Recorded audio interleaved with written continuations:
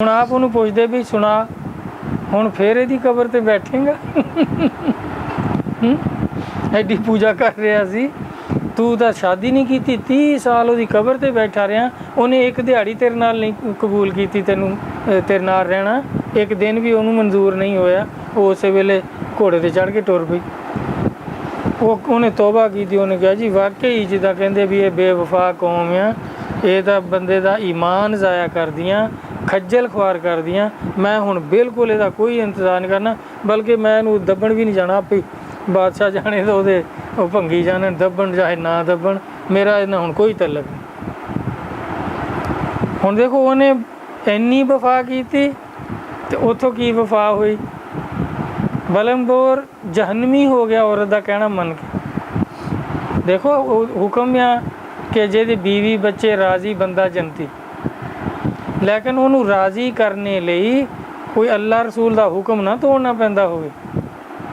ਇਹ ਨਹੀਂ ਕਿ ਈਮਾਨ ਛੱਡ ਦਿਓ, ਨਹੀਂ, ਜਿਹੜੇ ਉਹਦੇ ਹਕੂਕ ਆ, ਬੱਚਿਆਂ ਦੇ ਹੱਕ ਆ, ਬੀਵੀ ਬੱਚਿਆਂ ਨੂੰ ਰਾਜ਼ੀ ਕਰਨਾ ਕਿਸ ਤਰ੍ਹਾਂ ਕਿ ਨਾਨ ਨੁਫਕਾਇਆ, ਉਹਨਾਂ ਦਾ ਕੱਪੜਾ ਲੀੜਾ, ਉਹਨਾਂ ਦਾ ਇਲਾਜ ਆ, ਇਹ ਸਾਡੇ ਜੁੰਮੇ ਆ, ਇਹ ਸਭ ਕੁਛ ਅਸੀਂ ਕਰਨਾ।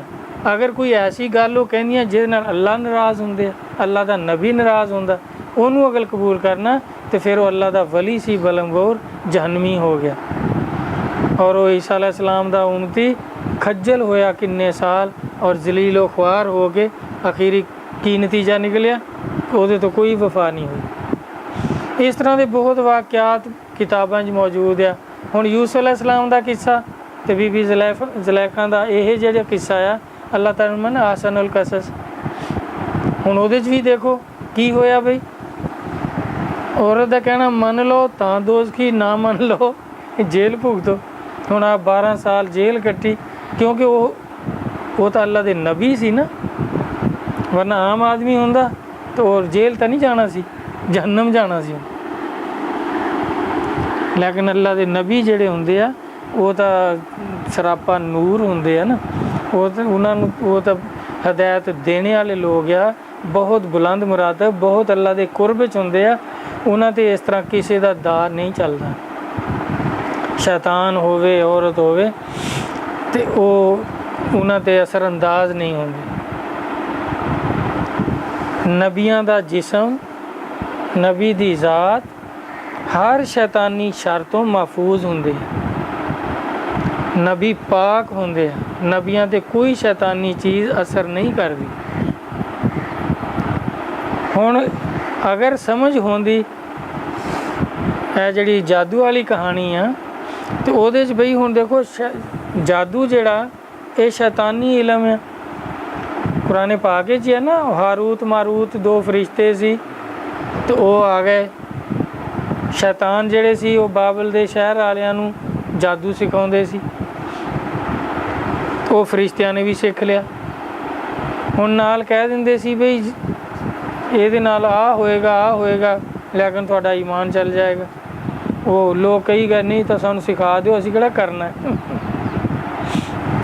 ਜਦੋਂ ਕਰ ਲਿਆ ਫਿਰ ਸ਼ੁਰੂ ਹੋ ਗਏ ਦੋਨੋਂ ਪਾਸੇ। ਇੱਕ ਨਾਲ ਕੋਈ ਗੱਠ-ਵੱਠ ਹੋਈ ਤਾਂ ਉਹਨੇ ਜਾਦੂ ਕਰ ਦੇਣਾ, ਉਹ ਅਗਲਾ ਵੀ ਸਿੱਖਿਆ ਹੋਇਆ ਸੀ ਉਹਨੇ ਉਹਦੇ 'ਤੇ ਕਰ ਦੇਣਾ।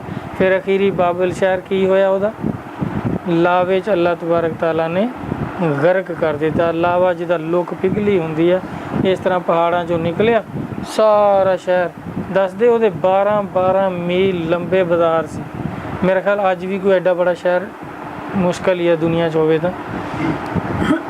ਇਹ ਟੋਕੀਓ ਸਭ ਤੋਂ ਬੜਾ ਸ਼ਹਿਰ ਆ, ਉਹਦੇ ਵੀ 12 ਮੀਲ ਲੰਬੇ ਬਾਜ਼ਾਰ ਕੋਈ ਨਹੀਂ। ਤੇ ਉਹ ਪਹਾੜਾਂ 'ਚੋਂ ਨਿਕਲਿਆ ਲਾਵਾ, ਉਹਦੇ ਬਾਜ਼ਾਰ ਜਿਹੜੇ ਸੀ ਉਹ ਭਰ ਗਏ। ਸਾਰੀ ਮਖਲੂਕ ਜਿਹੜੀ ਸੀ ਉਹ ਅੱਲਾ ਨੇ ਗਰਕ ਕਰ ਦਿੱਤੀ। ਹੁਣ ਉਹੋ ਹੀ ਦੇਖੋ, ਜਾਦੂ ਕਰਨੇ ਵਾਲੇ ਵੀ ਕਾਫਰ, ਜਿਨ੍ਹਾਂ 'ਤੇ ਹੁੰਦਾ ਉਹ ਨਬੀ ਸੀਗੇ। ਉਹ ਦੋਨੋਂ ਇੱਕੋ ਤਰ੍ਹਾਂ ਦੇ ਸੀ, ਦੋਨੋਂ ਹੀ ਪਾਰਟੀਆਂ ਜਾਦੂਗਰ ਸੀ। ਔਰ ਜਿਨ੍ਹਾਂ 'ਤੇ ਅਸਰ ਹੁੰਦਾ ਸੀ ਉਹ ਵੀ ਕੋਈ ਨਬੀ ਨਹੀਂ ਸੀ, ਵਲੀ ਨਹੀਂ ਸੀ। ਜਿਸ ਤਰ੍ਹਾਂ ਨਬੀ ਪਾਕ ਸੱਲੱਲਾਹੁ ਅਲੈहि ਵਸੱਲਮ ਦੀ ਉਮਤ ਦੇ ਵਲੀ, ਹੁਣ ਦਾਤਾ ਸਾਹਿਬ ਦੇਖੋ, ਉਹ ਰਾਜੂ ਰਾਏ ਜਾਦੂਗਰ ਸੀ, ਬਹੁਤ ਬੜਾ ਜੋਗੀ ਸੀ, ਕਿੰਨਾ ਬੜਾ ਉਹਦਾ ਉਹ ਜਾਦੂ ਸੀ ਕਿ ਉਹ ਅੱਗ ਦੀ ਬਾਰਿਸ਼ ਕਰ ਸਕਦਾ ਸੀ। ਦਾਤਾ ਸਾਹਿਬ ਤੇ ਪੱਥਰਾਂ ਦੀ ਬਾਰਿਸ਼ ਕੀਤੀ, ਹੋਰ ਕੀ ਕੁਛ ਇਸ ਤਰ੍ਹਾਂ ਦੇ ਸ਼ੋਭਦੇ ਉਹਨੇ ਦਿਖਾਏ, ਲੇਕਿਨ ਦਾਤਾ ਸਾਹਿਬ ਤੇ ਕੋਈ ਜ਼ਰਾ ਅਸਰ ਨਹੀਂ ਹੋਇਆ। ਅਖੀਰੀ ਕੀ ਹੋਇਆ, ਉਹ ਜ਼ੇਰ ਹੋਇਆ, ਮੁਸਲਮਾਨ ਹੋ ਗਿਆ, ਸਾਰੀ ਉਮਰ ਆਪ ਦੀ ਖਿਦਮਤ ਕਰਦਾ ਰਿਹਾ, ਆਪਦੀ ਔਲਾਦ ਦੀ ਉਹਦੀ ਔਲਾਦ ਜਿਹੜੀ ਸੀ ਉਹ ਵੀ ਆਪ ਦੀ ਖਿਦਮਤ ਕਰਦੀ ਰਹੀ।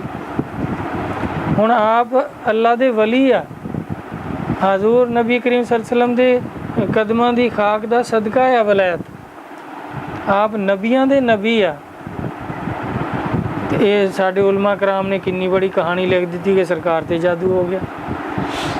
ਵੀ ਜਾਦੂ ਤਾਂ ਸ਼ੈਤਾਨੀ ਅਮਲ ਆ, ਸ਼ੈਤਾਨ ਦਾ ਜਾਦੂ ਆ, ਸ਼ੈਤਾਨ ਦਾ ਇਲਮ ਆ। ਸ਼ੈਤਾਨੀ ਇਲਮ ਨਬੀ ਤੇ ਗਾਲਬ ਆ ਸਕਦਾ, ਵਲੀ ਤੇ ਨਹੀਂ ਆ ਰਿਹਾ। ਤੇ ਜਿਹੜੇ ਨਬੀਆਂ ਦੇ ਨਬੀ, ਫਿਰ ਦੇਖੋ ਕੁਰਾਨ ਪਾਕ ਖੁਦ ਕਹਿੰਦਾ ਕਿ ਮੂਸਾ अलैहिस्सलाम ਤੇ ਜ਼ਰਾ ਅਸਰ ਨਹੀਂ ਹੋਇਆ। ਔਰ ਉਹ ਜਿਹੜੇ ਜਾਦੂਗਰ ਸੀ ਉਹ ਦੇਖੋ ਮੁਸਲਮਾਨ ਹੋ ਗਏ, ਸ਼ਿਕਸਤ ਖਾ ਕੇ ਉਹਨਾਂ ਨੇ ਕਲਮਾ ਪੜ੍ਹ ਲਿਆ ਕਿ ਜੀ ਵਾਕਈ ਇਹ ਅੱਲਾ ਦੀ ਪਾਵਰ ਆ, ਅੱਲਾ ਦੇ ਨਬੀ ਆ, ਸਾਡਾ ਇਲਮ ਇਹਨਾਂ ਤੇ ਗਾਲਬ ਨਹੀਂ ਆ ਸਕਦਾ। ਉਹ ਮੁਸਲਮਾਨ ਹੋ ਗਏ। ਹੁਣ ਇਹ ਬਣਾਈ ਯਹੂਦੀਆਂ ਨੇ ਇਹ ਕਹਾਣੀ, ਕਿਉਂ? ਉਹ ਕਹਿੰਦੇ ਜੀ ਦੇਖੋ ਤੁਹਾਡਾ ਕੁਰਾਨ ਕਹਿੰਦਾ ਕਿ ਮੂਸਾ अलैहिस्सलाम ਤੇ ਜਾਦੂ ਦਾ ਅਸਰ ਨਹੀਂ ਹੋਇਆ। ਔਰ ਜਾਦੂਗਰ ਕਿੰਨੇ ਸੀ? ਸਾਰੇ ਮੁਲਕ ਦੇ ਜਾਦੂਗਰ, ਸਾਰੇ ਮੁਲਕ ਦੇ ਬੜੇ ਬੜੇ ਜਾਦੂਗਰ ਜ਼ੋਰ ਲਾ ਰਹੇ ਤੇ ਮੂਸਾ अलैहिस्सलाम ਤੇ ਕੋਈ ਅਸਰ ਨਹੀਂ ਹੋਇਆ। ਅਖੀਰੀ ਉਹਨਾਂ ਨੂੰ ਸ਼ਿਕਸਤ ਹੋਈ ਔਰ ਉਹਨਾਂ ਨੇ ਕਲਮਾ ਪੜ੍ਹ ਲਿਆ, ਮੁਸਲਮਾਨ ਹੋ ਗਏ।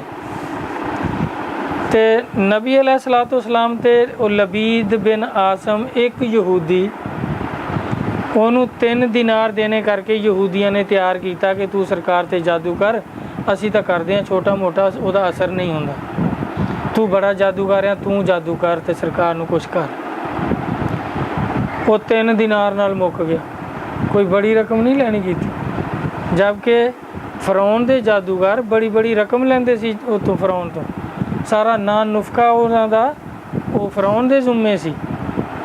ਫਰੌਨ ਨੇ ਕਿਹਾ ਨਾ ਕੁਰਾਨ ਪਾਕ ਨਾ ਕਿ ਰਿਜ਼ਕ ਮੇਰਾ ਖਾਂਦੇ ਰਹੇ, ਪੈਸੇ ਮੇਰੇ ਖਾਂਦੇ ਰਹੇ, ਹੁਣ ਤੁਸੀਂ ਤੁਹਾਡਾ ਵੱਡਾ ਆ ਗਿਆ ਉਹਦੇ ਨਾਲ ਰਲ ਗਏ ਹੋ, ਤੁਸੀਂ ਕਲਮਾ ਪੜ੍ਹ ਲਿਆ ਉਹਦਾ। ਹੁਣ ਇਧਰ ਤੇ ਕੀ ਆ, ਦੇਖੋ ਮੁਕਾਬਲੇ 'ਚ ਕਹਾਣੀ ਬਣਾਈ ਆ ਨਾ ਉਹਨਾਂ ਨੇ, ਯਹੂਦੀਆਂ ਨੇ ਸੋਚ ਸੋਚ ਕੇ। ਔਰ ਸਾਡੇ ਉਲਮਾ ਨੂੰ ਸਮਝ ਨਹੀਂ ਸੀਗੀ, ਇਹਨਾਂ ਨੇ ਉਹਨੂੰ ਬਿਲਕੁਲ ਸਹੀ ਸਮਝ ਕੇ ਤਾਂ ਆਪਣੀਆਂ ਕਿਤਾਬਾਂ 'ਚ ਦਰਜ ਕਰ ਲਿਆ।